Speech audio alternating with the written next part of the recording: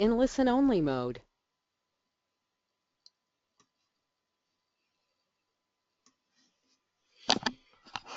Hello, everyone. Happy 2016, and welcome to the webcast. My name is Christine Dursey Davis. I'm the Executive Director of the Ohio chapter of APA and Chair of the New Urbanism Division, and I'm your webcast moderator. Today, January 15th, we will hear the presentation, Physical and Cyber Security for Planners, using COIN, a national information sharing infrastructure for local government. For technical help during today's webcast, type your questions in the chat box found in the webcast toolbar to the right of your screen, or you can call the 1-800 number shown in bold. For content questions related to the presentation, type those in the questions box, also located in the webinar toolbar to the right of your screen. And please indicate which speaker you would like to answer your question, and we will answer those at the end of the presentation during the Q&A. Our 2016 sponsors, our chapters and divisions, are all rolling in right now. So hopefully by next week we'll have a good list of those chapters and divisions that are sponsoring us again this year. Thanks to you guys. And today's webcast in particular is sponsored by the County Planning Division. And to learn more about our chapters and our divisions, visit planning.org/chapters or planning.org/divisions. And on your screen is a list of our upcoming webcasts. To register for these webcasts, visit our webcast webpage at ohioplanning.org/planningwebcast.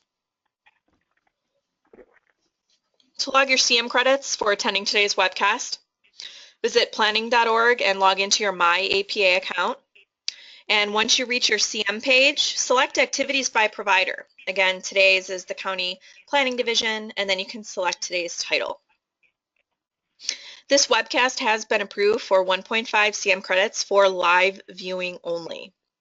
We do have recorded webcasts that are available for distance education CM credit. You can check our webcast webpage again at ohioplanning.org/planningwebcast. Right now we have one up, I believe it's law, and we're going to have an ethics one coming up shortly that will be approved. So check back. Or you can like us on Facebook, Planning Webcast Series, and you can receive this kind of up-to-date information on our upcoming sessions. And we are recording today's webcast. It will be available on our YouTube channel. Just search Planning Webcast on YouTube, or just visit youtube.com/planningwebcast. And a PDF of the PowerPoint will also be available on our webcast webpage again, ohioplanning.org/planningwebcast. So with that, I am going to turn it over to Peter Watts, who will get us started. Okay, thanks very much, Christine. Ben and Tim and Christine invited us to present to you today. I want to thank you for the opportunity. It's the first webinar of 2016 for you, and just wish you a Happy New Year. I'm Peter Watts. I'm the CEO of Solutionize. We're the managing partners of COIN, which stands for the County Innovation Network. And COIN is a communication and resource sharing Peter, infrastructure. I have to interrupt you. Could you please show your screen for me? We don't see it. Certainly. Thank Perfect. you very much. Thank you. Sorry about that. So COIN is a communication and resource sharing infrastructure. It's organized for local government and their affiliates, and is to help local, regional, and national information sharing. As some background, COIN has been provided since 2013. It's from a public-private partnership between ourselves and National Association of Counties, referred to as NACO. And one of the Chief Information Officers of NACO will speak shortly to describe their role in this as really the visionaries for COIN and its use in local government. Since launching, our members have included many people across government, including elected officials, IT personnel, planners, justice people, and there's a large constituency of engineers who use COIN to manage their committees and for information sharing across their constituencies. And an important note of housekeeping, it's free for local government to use. So when Ben invited us to speak, he said that there's a very important and evolving conversation around the notion of embedding security into plans for all new infrastructure.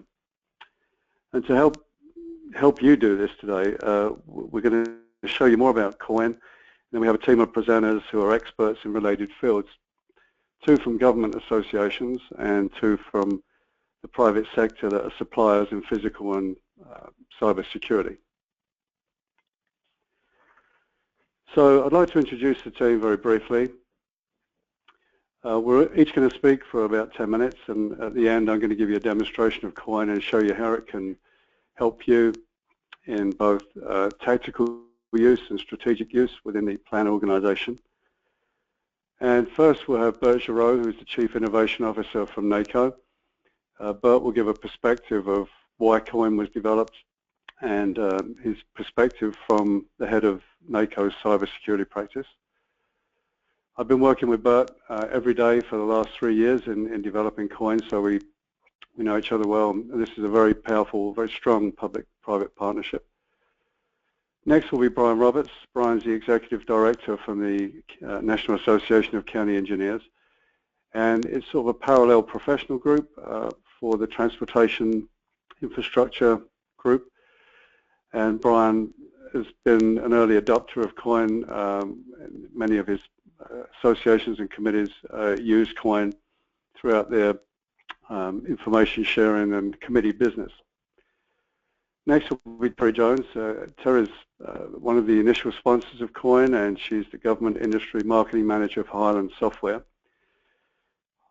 Highland provide a very valuable set of software around the whole notion of enterprise content management, which really helps secure documents, which we believe is a very critical component in any planning initiative. And Highland has thousands of government clients, deep expertise in this space, and Terry will introduce you to some of their offerings and how that can help the security of planning documents. And finally, there'll be Peter Van Kirk. Peter's the Director of Government Security Solutions for Safeware, who are a provider of physical security solutions. And Peter speaks nationally and is very involved in the whole government procurement process. And Peter will talk to you how to embed that into your plans as you start to consider physical and cyber security. So just to kick things off on the presentation, I'm going to start with a short introduction of COIN. So because of the impending importance of cyber security, we established a portal within COIN in the summer of 2015. And simultaneously, we developed a program with the State Association of Counties, which is the 50 of them responsible for counties, and they're the seat at the table at the state level for the county governments. And together with the Homeland Security, we put together a program that we're rolling out starting next month at the NACO Legislative Conference. And the whole program is about the syndication of cybersecurity threat information, which Homeland Security provide. Our goal is to bring that down to the lowest level of government users so that it's actionable by everybody. We think this is a very significant initiative. And then recently, due to the events in San Bernardino, we partnered with US Communities, which is a very large government procurement cooperative. And we're collaborating for a program to extend our cyber portal to include physical security. And the goal from all of this is to provide, one place to go to collaborate for everyone in government to collaborate around local government issues on security, both physical and cyber. So just tell you a few sort of value propositions from COIN. There's 2 that we think are important for planners. One is to use COIN as a resource to communicate and share information. And one of the calls to action from today will be to include a section in COIN for planners. And then secondly is to learn about suppliers and what they're doing to really help advance the cause of physical and cyber security. And our goal is to get a very active, almost a TV channel on COIN where there's constant information about new products that are being launched into the market. So with that brief introduction to COIN, I'll be back later to do a demonstration. I'd like to hand over to Bert Giroux. Thank you very much, Peter. I'm Bert Giroux, the Chief Innovation Officer for the National Association of Counties. I'll just briefly introduce NACO to you, explain why we developed COIN jointly with Solutionize, and give you our view on security in county government. I recently attended, many of you have listened to a lot of press releases coming out of Las Vegas for the CES event, and where companies come out and deliver their new products for consumers. And we had a CES government portion of that, and I did get some good information which I'll share with you. But NACO, just briefly, the mission is to unite America's 3,069 county governments. We were founded in 1935. We're primarily a lobbying organization where we advocate one collective voice on national policy. Other things that we do, that's policy is our number one purpose for being, but we exchange ideas, build new leadership skills, try to pursue transformational county solutions, and enrich the public's understanding of county government, as well as exercise exemplary leadership and public service. And you'll see where COIN fits into these things as one of the mechanisms that we have to try to do those things. So why the County Innovation Network was developed. We have two major conferences a year, a legislative conference that takes place in the first quarter, and what we refer to as our annual conference that takes place every summer. And excuse me, of those 3,069 county governments, we found that only 20% of counties were sending people to attend those events. And they've really liked them, they're learning a lot, but how do we get to the remaining 80% of counties that are not attending? And then how do we extend that to the county teams that are not the elected officials? So that's really the reason that we came up with the idea of COIN, is to get to all 3,069 counties and to extend the teams beyond the county elected official, which is very important to us, but we also want to get to the others that are doing the work. So one way to broaden that engagement is through this online community that we've created through COIN, where it provides a local government peer-to-peer exchange. We're not limiting it to counties because counties work very closely with their municipalities, so we really would like it to be all local governments. So what COIN does, as Peter touched upon, it enables our members to ask questions to subject matter experts from county officials who volunteered to be helping hands. So when someone's a subject matter expert, such as Brian on county engineering, we want him to be that helping hand that says, this is the person I talked to on this particular area, and he's identified his areas of expertise. And we have a number of corporate thought leaders, and they can become part of this community so we could share information, connect with members and suppliers in an organized way. So that's really what COIN's all about. The essence of today is dealing with security. So the view that NACO has on security in county government is that most county governments provide online digital services, and they've been doing this to their constituents for the last 15 to 20 years. So counties in many ways are ahead of states in providing digital services because they're closer to the constituents that are receiving those services. So that makes them very susceptible to cyber attacks. So if you're providing online services, you become a target, and it's really become a big issue. The number one priority for county, city, and state CIOs for the last 3 years has been cybersecurity, so it's a really big deal. And one of the things we were looking at is how can COIN help us create a collaboration site where we could share information and put experts in front of people. The 3,069 counties, 70% of those are small counties, counties that have populations with 50,000 people or less.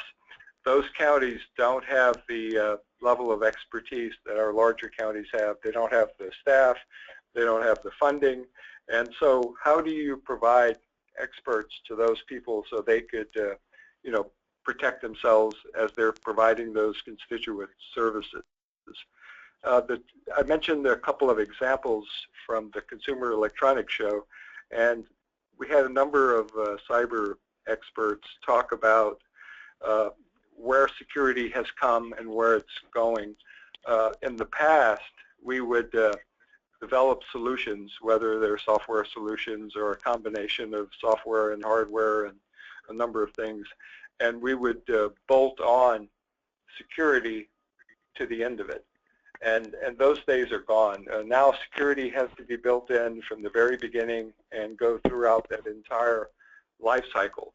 So we want to be able to use COIN to be able to get that word out that says, okay, so are you building this into your solutions that you're providing as part of the solutions and not as a after effect?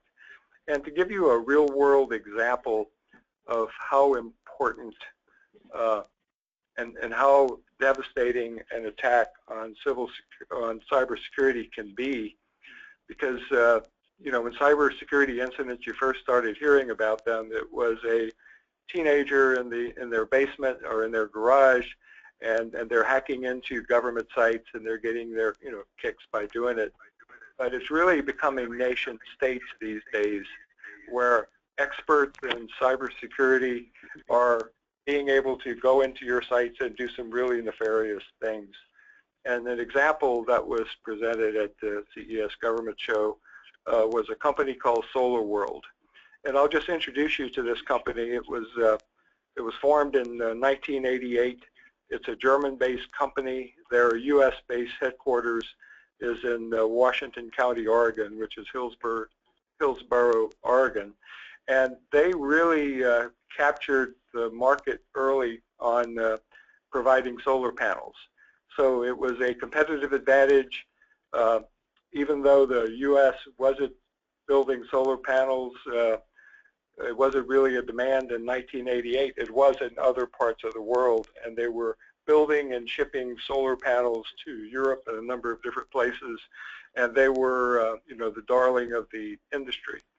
So shortly after they started doing things in a big way, the market started to get flooded by the Chinese, where they were shipping solar panels that were meeting exactly the same specs, but for a fraction of the cost, and they were flooding the market, which nearly put this company out of business. So the company's got avenues to deal with dumping, right? So they worked with our U.S. Department of Commerce, and they put together a case that says, look, they're doing dumping, they're shipping all this stuff at a very low cost. Can you please, do something about it? And so when they started providing information to the Department of Commerce, they discovered that information, the Chinese were getting it before they were being presented this information. So what they found out is that not only had they stolen the products that SolarWorld had created, all of their product development information, they were also getting all of the information that was provided to the government in order to be able to deal with this. The bottom line is that they nearly went out of business. They certainly did not gain the market share that they would have otherwise. I'm using that as a private sector example, but to give you an idea of what a big deal this is. And the next thing I'll mention, you probably recall hearing where where our government files charges against 5 Chinese military hackers for cyber espionage. This goes back from May of 2014, and these Army hackers were being charged with hacking into 4 U.S. corporations and a labor organization for their commercial advantage, and this was one of those. So it's a really big deal, and it's something that you know, that you really need to put on your radar screen. So with that, I'd like to give it back to Peter. To Brian, thank you.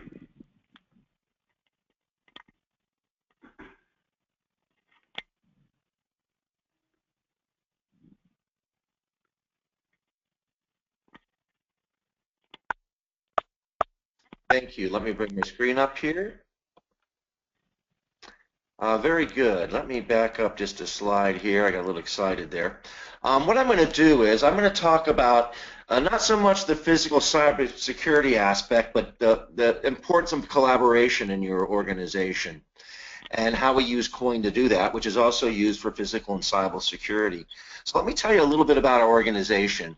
NACE is National Association of County Engineers, and like any organization, we have prime objectives. I'm going to come back to this slide when we're done, but we want to advance our profession. We want to foster, stimulate growth of our individual state chapters.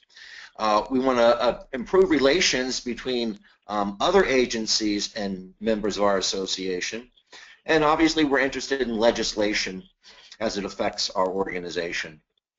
So just like you may have chapters, we have what are called affiliates. So these are all the different state affiliates that we have within NACE. And the significance is, if we're in DC, how do we communicate and collaborate with these people who are all over the country? Each one of these green states has their own organization and their own activities. And we don't want to work in a vacuum. We want to share information so that we can all be more effective. So you can see the importance of collaboration when you look at the model of our organization. In terms of our membership, yes, we're called county engineers, but just like your organization, I'm sure you have more than just planners. So we're more than county engineers. We're public works directors. We're superintendents. We're heavy on the infrastructure side, but from managing, maintaining, operating, designing, it's actually fairly diverse. We've got almost 2,000 members, 1,300 counties, and we occupy space in both urban, rural, suburban. So it really is a diverse organization, and what that means is there are diverse needs. And so we have to, as an organization, we have to try to find a way to service all of these needs. And like any organization, we have challenges in doing that. We happen to have a small staff, but even if you have a large staff, you probably have the same issue of limited resources. We have a very large footprint. Most people don't know this, but we own 45% of the U.S. road miles. Our members have high expectations. Some might say unrealistic expectations, but high expectations. So how do we service them? For a small organization, we have 7 active committees we have to manage. How do we manage all this? So we've used COIN in several ways, but as the executive director, I kind of look at it as a management tool. And so that's the first value that I saw in it. How do we leverage the resources that we have and service the entire community? So the first thing we did is I figured, okay, we've got to deal with our committees. Let's use COIN to set up groups for our committees. So under COIN, these are what are called restricted groups. You have to have permission to get to. Now, in reality, any one of our members can be a friend of the committee, but they have to ask to be a friend of it. So we set up the groups for committees. One of the challenges is getting people to participate, so we forced them to sign up. If you're going to be a member of this committee, you have to sign up and you have to use this tool. And it's really good at posting materials. Yes, we can put stuff on a website. We can put members-only stuff on our website. But what's nice about this is any one of those friends or members of the committee can also post stuff. And yeah, there is technology to do that on your home pages, but it's not as easy to do. So we'll put in meeting materials, agendas, any critical documents, all housed in one central location. And it just makes it easier. So I know a lot of our committee members, before they have a conference call, they probably log on to COIN and open up the document there as opposed to finding it on their own. So that's another good use. So here are some examples of the committees that we have. We have safety and technology. And let me put in a plug for safety, because I would say at least 30% of what we do, what I do, has to do with roadway safety. I say that because I'm dealing with planners and safety, so I certainly appreciate and respect what you bring to the table. In particular, our effort called Towards Zero Deaths. In cities, it's often called Vision Zero, if that terminology makes sense. That's a big focus of what we do. We have technical committees like pavement preservation, which might sound strange to you, but basically how do we make our existing roads last longer as opposed to tearing them up and rebuilding them. Structures, dealing with bridges, emergency preparedness, and then we have things like member services, legislative, stakeholder partnering, corporate services. So every one of these has a specific group within COIN. And that's the tool that kind of keeps them together. So often when you do some sort of strategic planning exercise, or perhaps even if you have your performance evaluation, I often hear from the people I report to, my executive committee, well, we need to do more communication. We need to do more communication. And I really try to distinguish here. I think we do enough communication. We don't need to send out more newsletters. What we need is collaboration. We need our members talking to each other. They're going to learn more from each other than they can possibly learn from me. Think about the collective knowledge of your organization. In our case, 1,300 people. In your case, thousands of people. How do you tap into that collective knowledge? And you do that through collaboration. So that's what I'm going to encourage you to do. However you decide to do it, that's up to you. But the idea of collaboration is something that we really need to embrace. And so I'm going to go back to these objectives. And if you look at each one of these objectives, almost at least 3 of them, there's a collaborative element there. If you're going to provide a form of exchange in ideas, that's collaboration. What tools do you use to do that?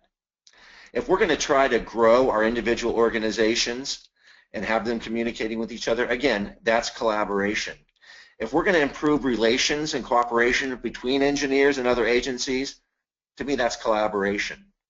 And then even the last bullet, if we're going to monitor legislation, then there needs to be collaboration in that point. So I encourage you to look at your own objectives, whether what you do in your office, whether what you do through the association, and look at it through a collaborative lens. So that's really all I wanted to present there. At the end, we can certainly answer any questions. With that, I'm going to turn it over to my friend Terry here.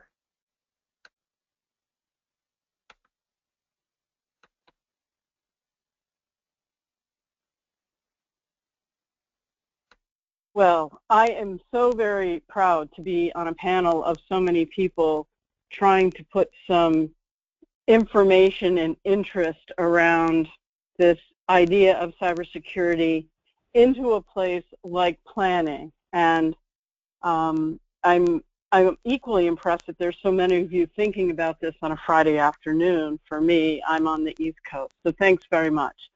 My name is Terry Jones, and I'm from Highland Software, which creates a product called OnBase. The company was founded in 1991, and we're based outside of Cleveland, Ohio. And there's about 15,000 customers lifetime, and about 2,000 of those are government customers. But my own sort of journey to Highland happened after my work in the public sector. So my very last job was working as a government IT director, and I'll get back to that.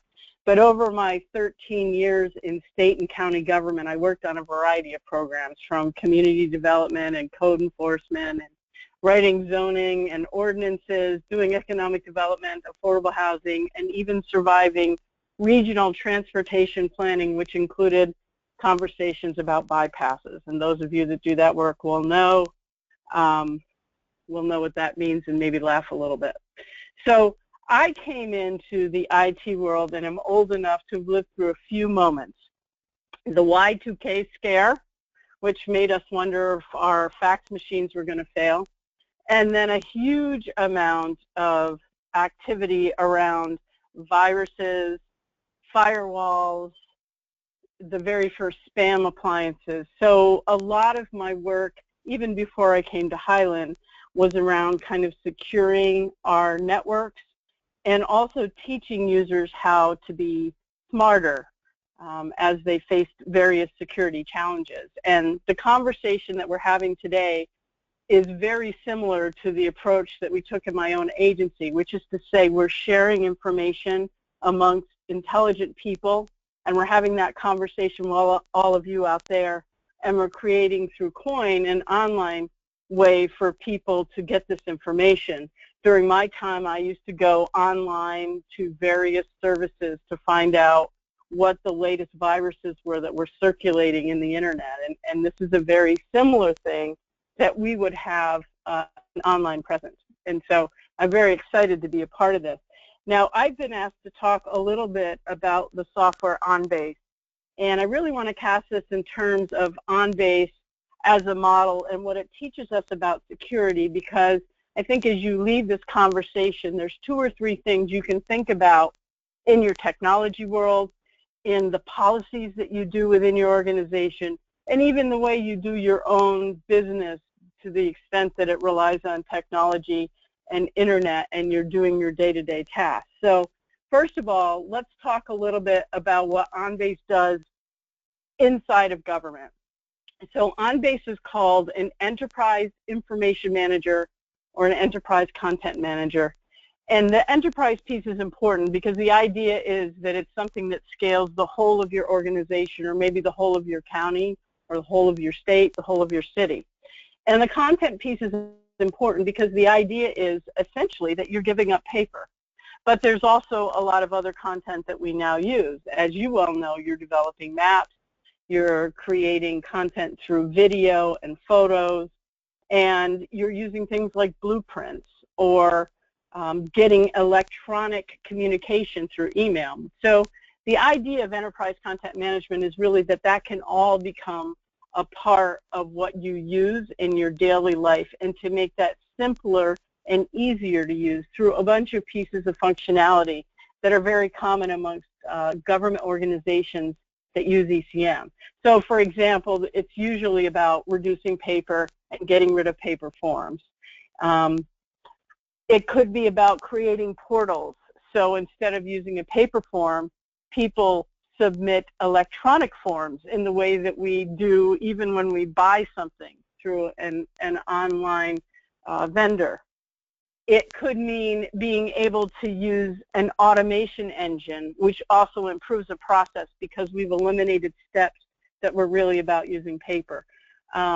It's also about that idea that once you leap to digital content, that you're able to access it on any device, anywhere.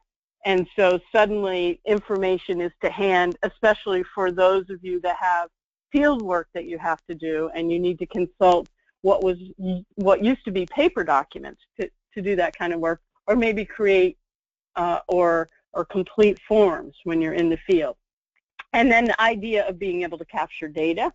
So a very interesting example of that is when you fill out some kind of a form, perhaps your Powerball ticket, and you filled in those little bubbles. Imagine that that machine was able to read the bubbles and pick the numbers, which would have gotten you $1.5 billion. Also, the idea of bringing data and documents together in one place, so you can move between systems and really just be looking at your monitor to do that.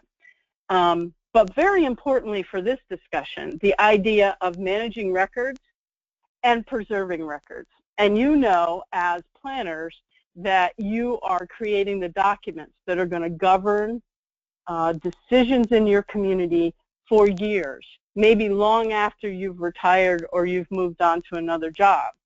And the records of our infrastructure, of how our community is built out, of the private and publicly owned buildings in our communities need to be preserved, not the least of which is for things like first responders that may have to arrive at that location and have knowledge about that to respond to an event. So when you think about cybersecurity, you think about hackers and people penetrating systems, but I also think about how we're going to preserve records that are critical for the future of our community when we decide to shift to digital, which arguably puts them in the line of sight of people that try to penetrate our systems inside the public sector. And then, of course, the advantage of using solutions like OnBasis is going to connect to things that you're very familiar with and very interested in using, like permitting solutions or your GIS applications that you're building to bring a geospatial component to decisions or to the conversations that you're having. And then finally, people are using these types of solutions for business continuity. So we have had conversations during NACO events about the idea of resiliency. As we build our communities, if we have to respond to an event in our community, whether that's cybersecurity or a natural disaster, the idea that you would be able to build a system that would give you continuity in the event of data loss, in the event of an intrusion into your networks is very important, because you still need to keep the business going. And I had a customer whose systems were penetrated by some sort of hacker. It's my understanding that they're still investigating where the location of the hacker was, but it was able to bring down a big chunk of that community's systems. And at that point in time, they're not sure where the virus has gone. And so being able to have some business continuity in that environment as we become so reliant on technology is an important piece of how you construct the technology tools that you choose to deploy in your organization. So as you look at this list, this is a very common list of things that people use ECM for within the public sector. But one of the other things that I wanted to talk about is the way the construct of ECM gives us some ideas about the security information we should take back after we're done with this webinar on a Friday and we're thinking through our investments and even our own organizations and how safe we might be. So ECM, as it turns out, has a lot of key tools to help. So the very basic piece about enterprise content management is that you have a single content repository that allows you to archive and preserve critical information and other records for the future, that it has that capability, that it isn't just paper in your office that might get lost, it isn't paper in a building that could flood, it isn't paper in a building that could have a fire, it is a digital repository that you are able to use and that multiple people can access.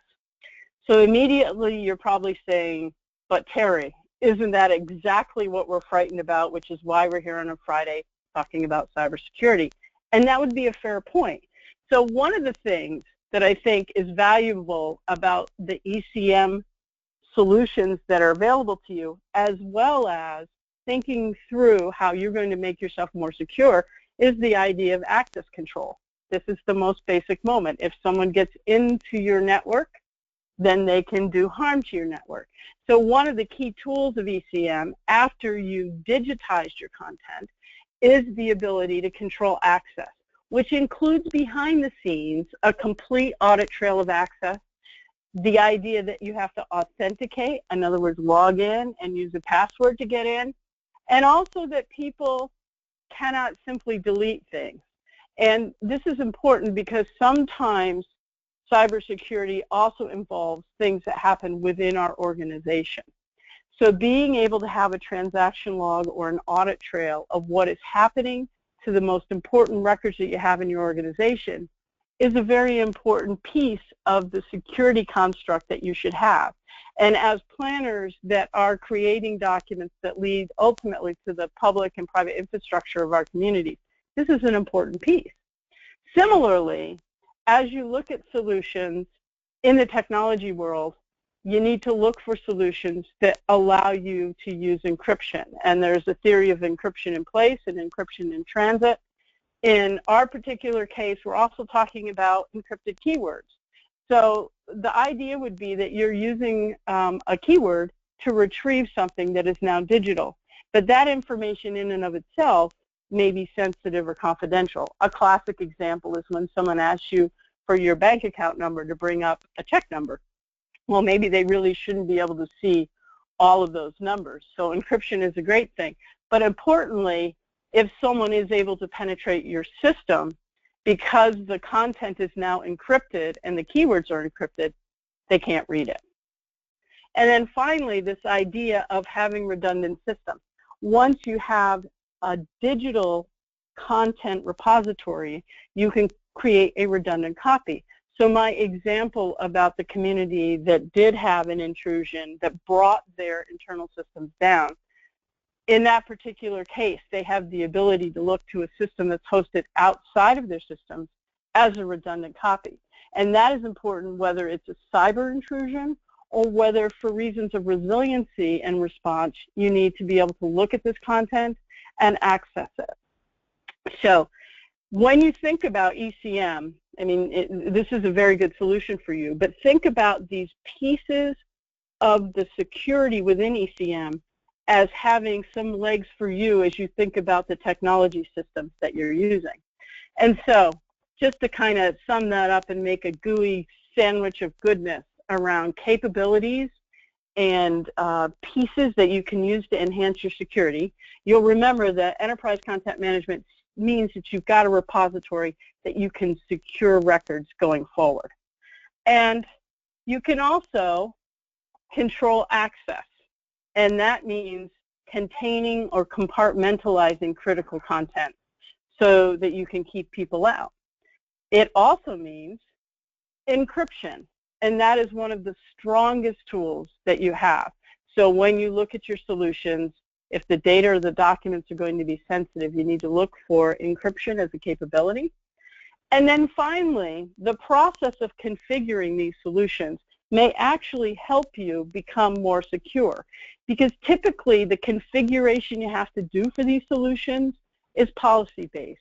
And it actually forces us to confront who should and should not have access to data and solutions. And by compartmentalizing where the data is, compartmentalizing the content, you are able to slow people down should they get inside of your system.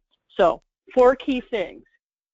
Thinking about your configuration to slow people down, using encryption, so if they get in, they can't see it, controlling access, and then having everything in a central repository that has this kind of security.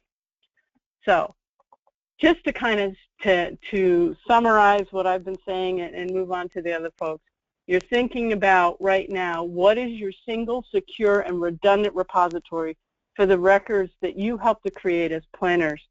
How are you going to then have something that at the same time is a cheaper and faster government piece, because going paperless makes government better? And then in the middle of that, thinking about the key security pieces that you need to bring back to your organization, like access control and encryption, and then redundant systems. And remembering that the same kind of solution that can bring that type of security to you also allows you to automate and have business process improvement because you've gone paperless. And then finally, because you're paperless, you're able to enhance some things that are really on our minds as planners and within government.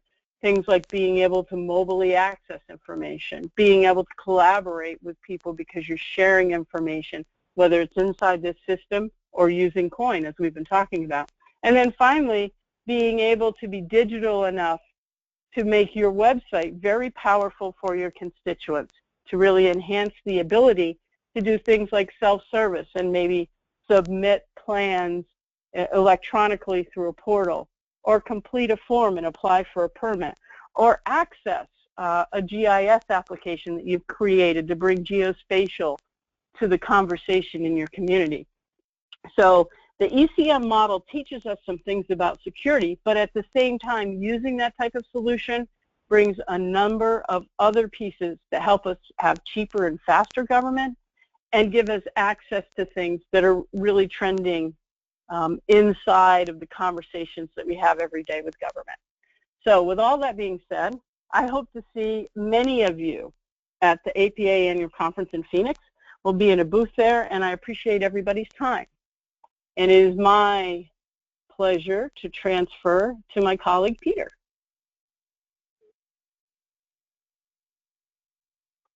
Thank you, Terry, and thank you all for joining me on this webinar. My name is Peter Van Kirk. I am the North American Director of Government Security Solutions here at Safeware. And I must apologize up front that if you lose me on this webinar, we are in tornado warnings here in South Florida, so I apologize in advance. And I will be brief due to the tornado warnings. So who is Safeware?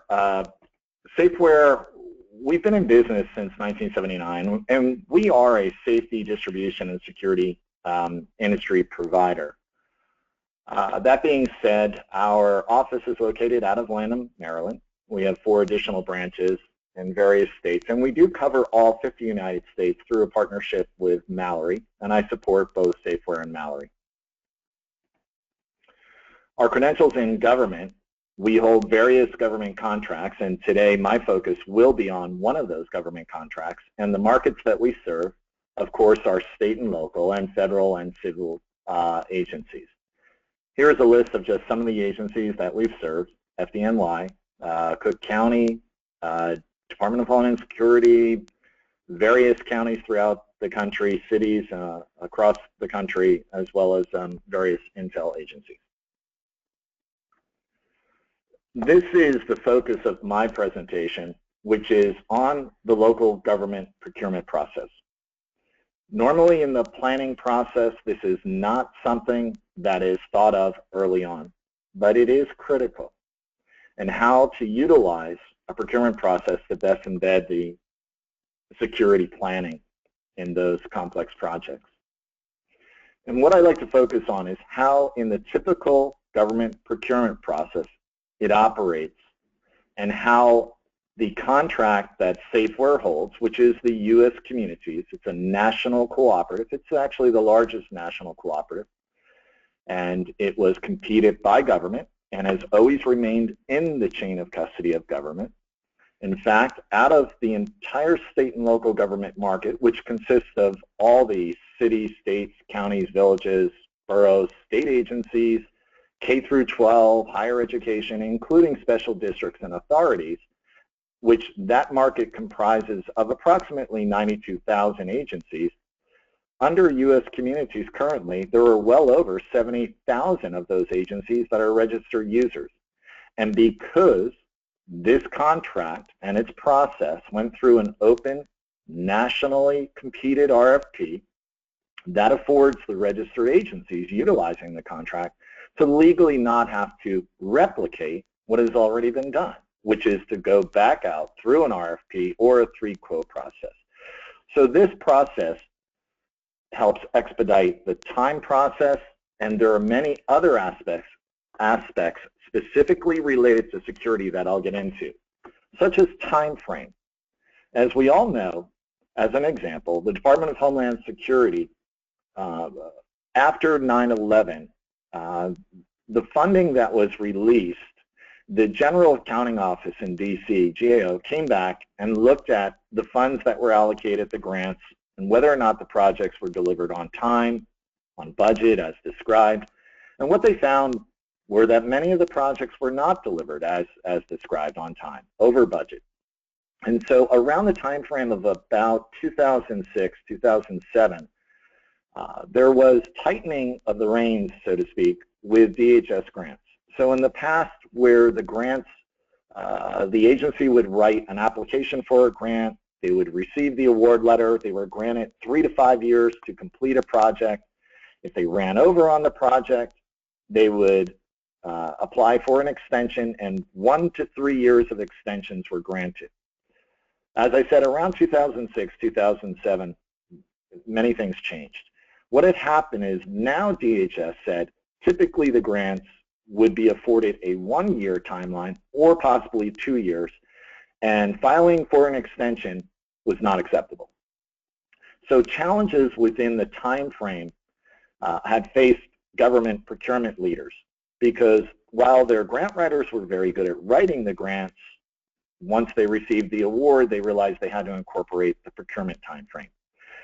So as you can see, with a nationally competed contract that legally allows the agencies to not have to go back out and recompete and go through an RFP and a 3-quote process, they can help expedite this process. Also, in the security realm, for the security of information, government purchasers who built this contract, they wrote it, it's not private enterprise. They realized that the RFP process was broken, especially when it comes to releasing of sensitive information. It was counterproductive for agencies to go and write an RFP, which then was putting the security vulnerabilities in a public forum and exposing that information. So typically, agencies would try to put as many safeguards in to control with which firms and groups were receiving information and to control how they release that information, but it wasn't always guaranteed. And DHS actually produced a report on that as well. So security of information is a concern. Also, through the RFP process, many of the agencies who they've received through your group, through engineers, professional engineers that have written very detailed roadmaps on how to perform the projects, unfortunately, when they were presented with an RFP that had to be released, the procurement cannot write the parameters on the requirements in the RFP so tight that it would open up the grounds for a protest for any responding vendor versus the vendor that they slated to receive. So for experience, they may receive bids and responses that are coming from firms that don't meet the experience level they're looking for. Agency input is always a challenge. In the RFP world, government procurement knows that once the RFP is released, or let as the layman term, and released on the street, the official words, the cone of silence, comes down. It's at that moment that the agencies are at a disadvantage. They're at the mercy, typically, of the responding vendor community. Therefore, if for some reason they miss something in the RFP, even though they do have question and answer sessions, it's highly unlikely that the responding vendor community will be very open and candid with their questions, because if they are, they will most likely be giving away their competitive strategy to their competitors, their responding strategy to their competitors. So therefore, most vendors stay tight-lipped. They look at the RFP. They'll ask probably basic questions of quantities here and there, but not strategy questions. And then when they respond to the letter of the T, the body of the input of the RFP, and then hoping that they get in based on their price. Unfortunately, we all know there are some vendors that are out there that once they get in the door with a low price, they're looking to make back their margins on change orders and contract mods. And that leads me into the area of small business and local business. Many agencies have the requirement where they have goals where they'd like to see small and local business participation. Unfortunately, they do know who, or fortunately, they do know who are the good small local businesses, and they know who sometimes the bad small local businesses are. But they're challenged in the RFP environment because they can't specifically call out a specific vendor. Under the change orders and modification, as I spoke before, there are vendors that are out there that their objective is to get in through the door. Once they're in, it's to make back their lost margins. And when it comes to pricing, obviously pricing is a concern. And when you look at national cooperatives, which are combining the purchasing power of, as I said, over 70,000 registered agencies, you can imagine the economies of scale of purchasing power. And of course, with project complexity, there are also challenges there as well, because when a project is scoped by, as an example, an engineering firm, and that detailed roadmap is turned over to the government stakeholders, unfortunately, there are many times that things are lost in translation. And also, again, if, as I said earlier, if it's written so tight that it opens the grounds for a protest, there will be ramifications. So typically, even though an agency knows exactly what they're looking for and bringing the right team together for a complex project, they're not always ensured that. So going back on the time frame, under this contract process, again, that was written and it has been in the chain of custody throughout its entire process, never in private enterprise, that the time frame shortens where sometimes on an RFP process it could be for months, it shortens it down to a matter of weeks. Therefore, for grant monies, many agencies who have been pushed to the point where they went through an RFP, they did not award, they went back through a second RFP, and now they're getting close to recognizing that they may be pushing for the project timeline to not hit the grant expiration deadline. They will utilize a contract process such as this. Again, I spoke about the security of information. It's counterproductive to expose the security vulnerabilities of the projects that these agencies are working on. There are aspects that help protect that information, such as nomenclature of SSI, sensitive security information. But in many areas, once that information has been released and it's public, it is public. And unfortunately today, as we know in the environment that is out there, there are groups that are looking and using our open records law to find this information. Let me be clear, I'm not saying that the information that's provided through this contract process is exempt from a FOIA request or a Public Records Act. No, I'm not saying that at all. But what I am saying is that it makes it that much more difficult to find the information as it's not out in the typical public domain. When I spoke about experience, the agencies now, as an example, a collaboration with the engineers can build exactly what they're looking for. So they can ensure success because they are being delivered who are the successful and experienced firms to work with. So again, it empowers the agencies and actually empowers all of the stakeholders themselves, be it the contract and engineers, be it the government stakeholders, etc.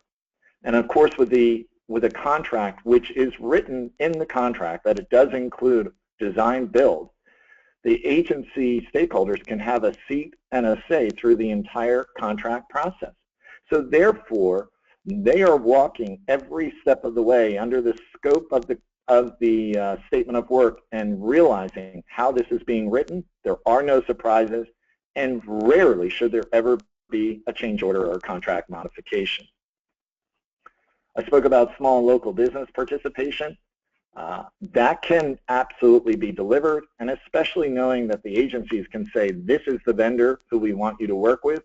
The only caveat we would say is that we want to ensure that this vendor is well established, has been in business and successfully in business for many years, and is not one who just recently obtained their certifications. We're not looking for those who are just willing to jump into or wanting to jump into the market as they see that's where grant monies are flowing. Another is change orders and contract modifications. I said that before. Very rare that you will see that in this process. With the pricing, as we said, this is a cooperative national contract. So you're looking at economies of scale of over 77,000 participating agencies. And of course, as I said earlier, with the project complexity, this is a very, very powerful contract that allows all parties to build a project to their specifics without introducing that risk of having a variable coming into the project. And with that, I will turn this back over to Peter. Thank you very much. Okay, thanks very much, Peter, and thanks to my colleagues for providing a great deal of information and the experience of many related topics. And hopefully they've explained the need for collaboration, and especially the need to collaborate around security, and especially in these times, which seem to be getting worse every day. I'm going to conclude with a quick demonstration of COIN. My goal is to show you 6 of the key functions that drive value to you, both individually and as groups within the planning organisation. So the 6 main values: engagement between the members, the ability to have discussions around topics, and our goal is to create a specific topic for planners, the ability to organise groups with information sharing and communications for sharing documents and videos and talking around those information assets. Then the whole notion of information sharing, we'll show you how that works. We'll show you what we're doing with Homeland Security. And 5th item is what we call helping hands, which would help you create a national expertise exchange. It would allow you to sort of codify all of the skills within the planning organisation and to be able to find experts around the country based on their skills and connect with them to collaborate on projects or share best practices, etc. And we think that's a very big value. And finally, we'll show you the supplier zone where we'll be at, excuse me, where we'll be adding vendors to show their security products. So I'm going to go off and do a demonstration, and I'm going to be as quick as I can, knowing we need some time for Q&A. So the County Innovation Network is really, think of it as a social network for business. It's private, it's organised around government URLs, it's secure, and one of the important issues that I get asked about vendors can contribute information to it, and they can be connected by the audience, but they don't participate in any of the discussions. So some of the simple functions for engagement: there's a very simple registration process. You can create a profile. There's no personal information, no organisation information involved unless you provide it.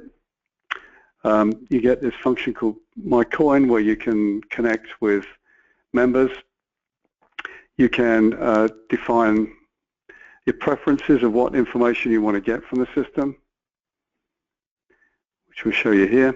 So if you're requesting information about new postings of information, new activity in your group, or any new people that come to offer their expertise and help, you can define in the preferences, and you'll get notifications such as this, which will be about every week you'll get sent some notifications that are relevant to you.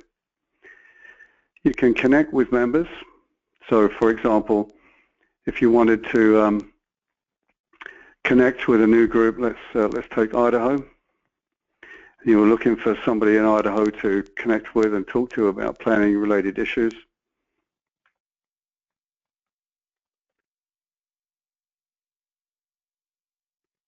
Bear with me when I get back.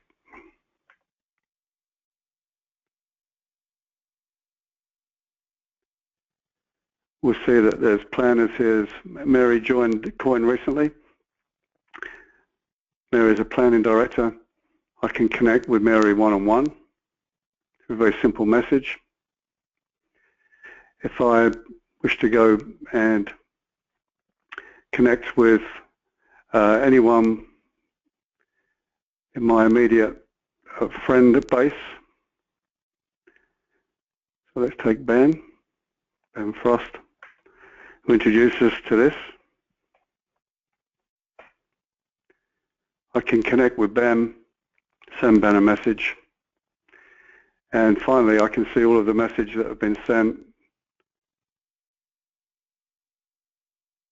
and answered and read. So you can see a message that I sent earlier to Ben today. So let's see the first function, which is really engaging with the audience. Second is the ability to broadcast by subject of interest. And COIN's organised by subject here. We have cyber, finance, green, healthy, etc.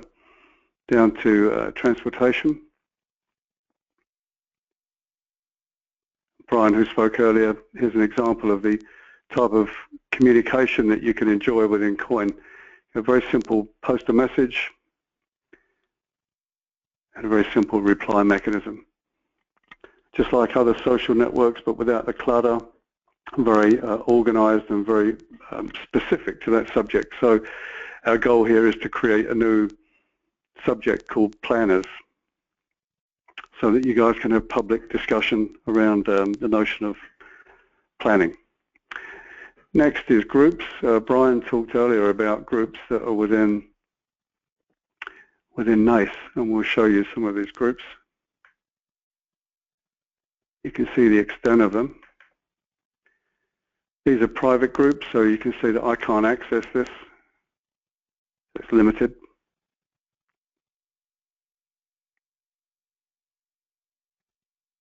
In public groups, these are the examples of public groups here, and there are many, many groups that have been established over time. And let's now go to my groups. I'm a member of these 7 groups, and within the information technology group, the members are organized by a group leader. This allows one-on-one communication, so I could connect with Deborah, as we showed before.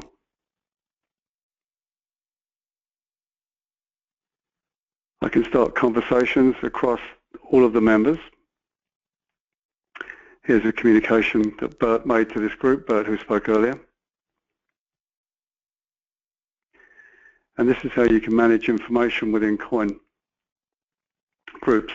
So these are examples of documents that NACO have posted here. They can be organized by different types of folders within the group. So in summary, you have a powerful group capability that allows you to post information, organize the information, organize one-on-one conversations, and organize one to everybody in the group conversations. And finally, there's the ability to be notified of any updates that occur to that group. So I think that happens on a daily basis. You can also publish events. And by the way, the resources here can be PDFs or they can be videos. As an example. Okay, so next, there's the ability to share information. So if you think of this as a public library within local government, and it's organized by subject. So let's try and project ahead where you'd set up a national planning topic here where any member can share information. And the process is very simple. Every member can upload a file, which can be a document or a video. During the submission process, it can be tagged with information that's searchable. It can be given a title, which is searchable. And these are the types of tags. So when this document was uploaded, these were the tags that they wanted it to be searched on. So this is about a Cisco product and vulnerability, excuse me, about vulnerability in Cisco products. You can search by provider. So a provider, let's say APA as an organization is a provider of information. As they publish information, it could be organized as effectively a library. And here's an example where California State Association of Counties have produced a large number of videos to share nationally. So the utility of this is very high. This is a tremendous way to share best practices and knowledge, across a very large group. And to show you an example of how this is used at a very personal level as well as a global level, you see here a tag for Kathy. We search on tags. We bring back everything relative to Kathy. So this can be used at a very local or a very national level. And again, think of this as the public library that can be set up. close to the end, close to the Q&A session, so there's just a few functions that are interesting here. We have something called helping hands, and as we've developed these networks over the years, these become a very, very important national resource base. So if you look, they're organized by topic, and every expert, every person that wants to volunteer help can profile themselves with searchable information about their jobs, about their expertise. And if you're interested in talking to this person about his area of expertise, you just ask a question of the individual, or you can ask all of them. I'll show you how this works from a search point of view. Sort of a free text search, so you could search for anybody with security task force expertise. We found Mary. We can ask Mary a question in any one of these subjects. And if you think of that across your organization of 15,000 approximate members, the value of this could be considerable. And finally, we'll show suppliers. We mentioned Highland Software earlier. Terry spoke very well about the benefits of enterprise content management. And each vendor in COIN gets effectively a microsite where they can present their products and services. Any collateral, any particular offers against a procurement request. They can publish events. And this becomes a very searchable resource base for you. And our focus now is to populate this with more and more security vendors. That's where we'll get to. We'll be launching in the February national event in NACO in DC. So that's pretty much the demonstration. Gives us about 15 minutes left for the Q&A. So if I can just leave one thought about a call to action.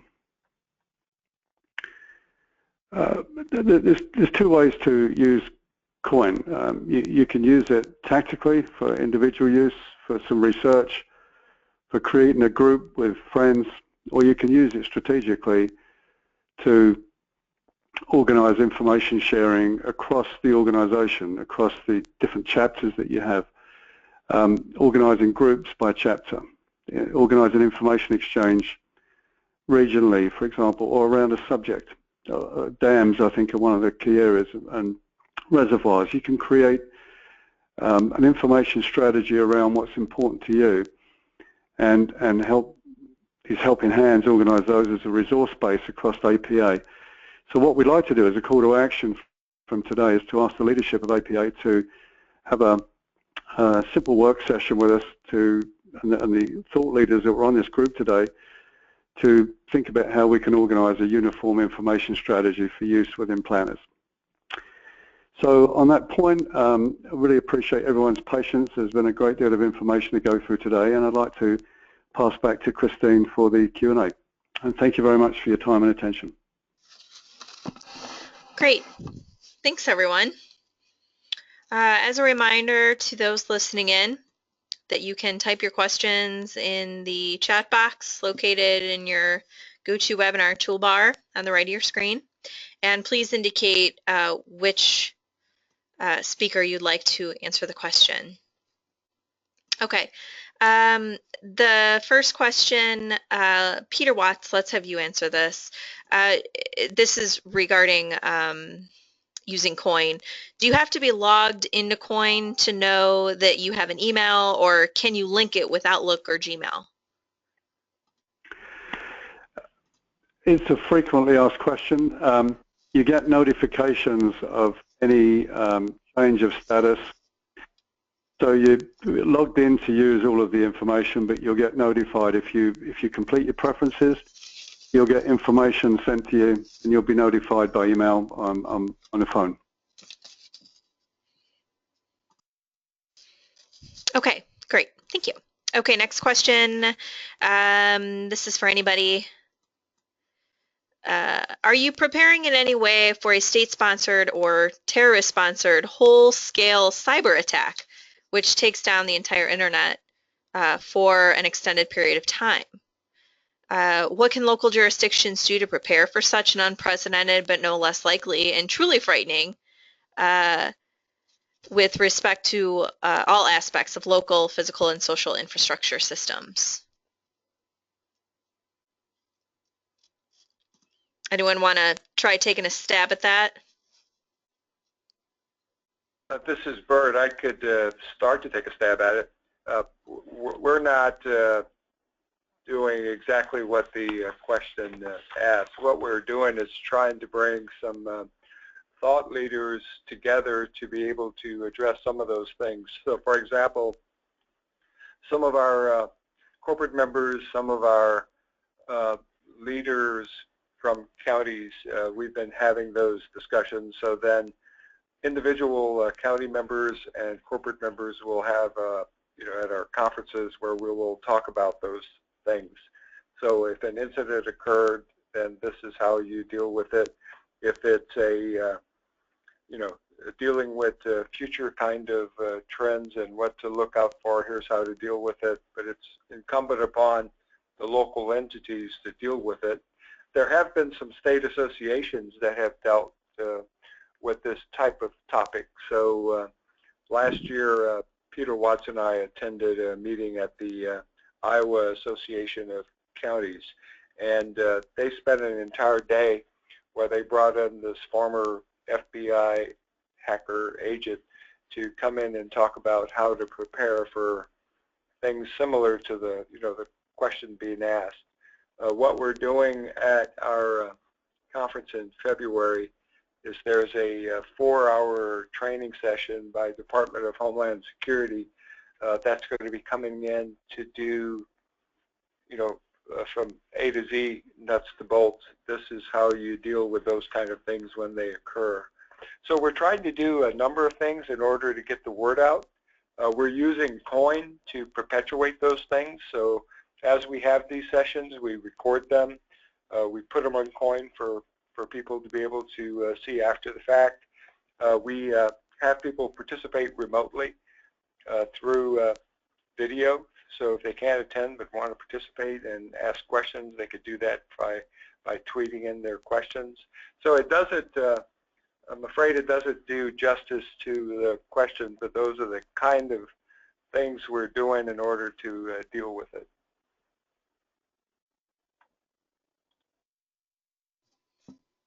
Thank you. I think, Kristen, would anyone else like to give a stab at it? Yeah, Christine, this is Peter Watts. Just one very quick thought.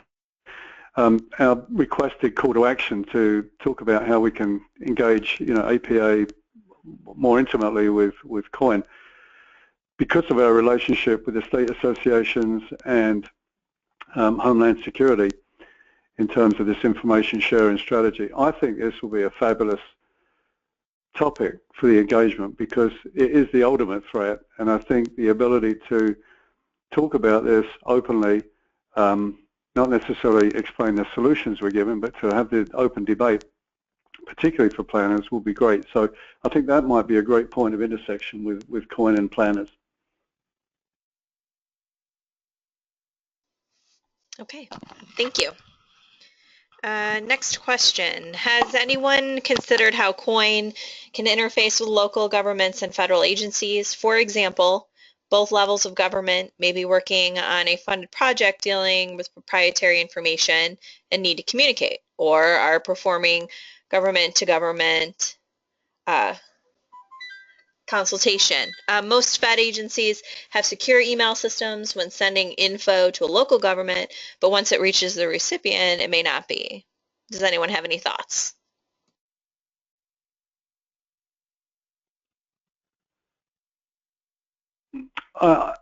Again, this is Peter. I have some thoughts. I think Terry would have an interesting perspective on this. The COIN is not restricted in terms of use just to local government. So the name of it, the branding of it as County Innovation Network was because we started on this journey with the National Association of Counties. But anybody within government is a valid user.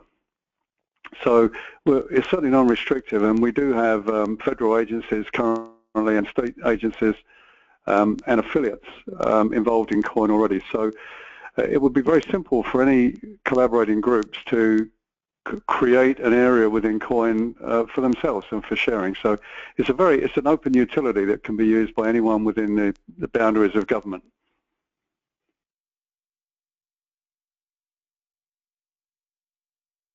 In fact, that's the great thing actually was that NACO sponsored and worked with us initially to create COIN, and the goal is to go beyond the pillars of county down to municipal and up through the different organisations, the governors' organisations, the mayors, and state associations and federal. So the goal is to really create this way of getting out of silos and creating sort of one area of collaboration.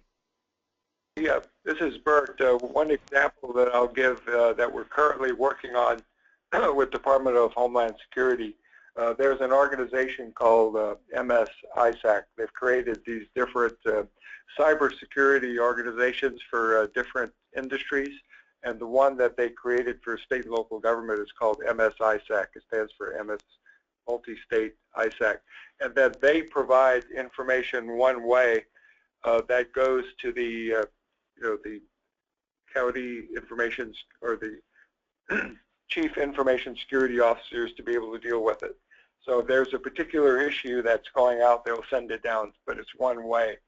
And what we're attempting to do, and we're in the middle of it, is to take that information that they're sending to these professionals that deal with it, and put it in COIN where communities can comment on it and search, and then rather than just send them and they go away, if you don't act on them, they'll be in a database in order to be able to access, and people will be able to comment and provide some interpretation of what they mean. So Peter, you may want to elaborate a little bit on that, but I think it's getting at the question. Yeah, we're trying to create a very structured environment where continually, as you go sort of top down, you're continually adding value to the information. And I think that's really what collaboration's about. It's not just about connecting, it's not sharing, it's not liking things, it's actually bringing people, information and communications together and adding value to the product. And that's the difference between really social networks and business networks. And as Bert said, we've got a very big initiative on this with the state associations and Homeland Security, and we're trying to prove this sort of trickle down of this huge amount of information from federal that goes to county governments, often that don't have the resources to process the information. And our goal is to enable that to go down to the next level and to make it actionable so that every individual government user can protect their own space and their own environment, their work environment, and then also to feed information back the other way so that Homeland Security and other agencies are aware of the problems that are happening at ground level. And I think to something we talked about earlier with Brian and transportation infrastructures and the automation of it, particularly with driverless cars and so on, the need to do this, I think, is extreme, and I think it's now. So we've really got a good base to work with and a good group of collaborators so far. And again, our goal today is to reach out to the planning organisation to say, let's try and do this together and let's try and address some of these bigger problems you've got. And this scenario that you just posed, Christine, there are hundreds of those and thousands of those that are occurring every day. And that was what COIN was designed for, really. It was designed for any-to-any collaboration. Okay, thank you. It looks like, well, we have about 5 minutes left, but we don't have any other questions coming in. Does anyone have any other final comments that they would like to make, any of our speakers?